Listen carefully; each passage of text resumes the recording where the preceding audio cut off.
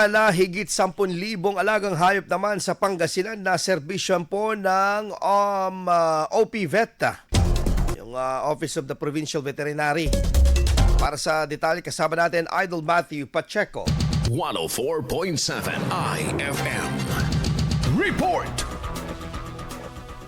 Aabot na sa higit 10,000 alagang aso at pusang naserbisyohan ng Provincial Veterinary Office na lalawigan ng Pangasinan sa mga sinagsagawa nitong veterinary mission. Ayon kay Provincial Veterinary Officer Dr. Marisa De Vera, patuloy pang tumataas ang bilang na nabibigyan nila ng serbisyo para sa adhikain nila maging rabies-free ang Pangasinan. As of today, ang nabakunanan naming aso is 7,000. Tapos pusa is 3,443.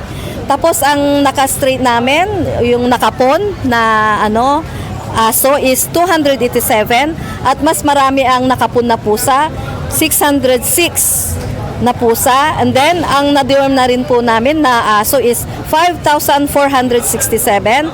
Tapos yung pusa na na-deworm is 2,750. Nabigyan ng vitamins is 3,585.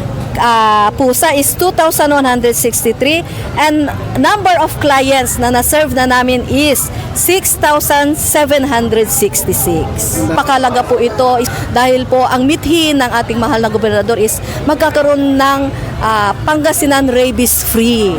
Aniya, ngayong buwan, halos araw-araw na iikot ang kanilang grupo sa iba't ibang bayan. Hapon, isinagawa naman ang isang edisyon nito sa bayan ng Kalasyaw kung saan daan-daan ang nabenepisyohan. Ayon naman kay Kalasyaw Municipal Veterinarian Dr. George Bandong, mahalaga umano mga ganitong aktibidad upang mapanatili ang kaligtasan ng mga hayop maging ng mga pet owners. Ito po ay napakalaga dahil alam po naman nating lahat na ang sakit na rabies ay patuloy pa rin na kumikitil ng buhay.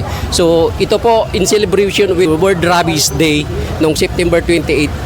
Ito po ay initiative namin dito sa munisipyo kasama ang provincial government para gumawa ng ganitong activity para ma-encourage yung mga tao na magpabakuna ng kanilang mga alagang aso at pusa. Umaasa naman ang OPVET na tuluyang tangkilikin ng mga Pangasinense ang libreng serbisyong hatid ng pamahalaan. Kasama mula rito sa IFM Dagupan, ito si Idol Matthew Pacheco.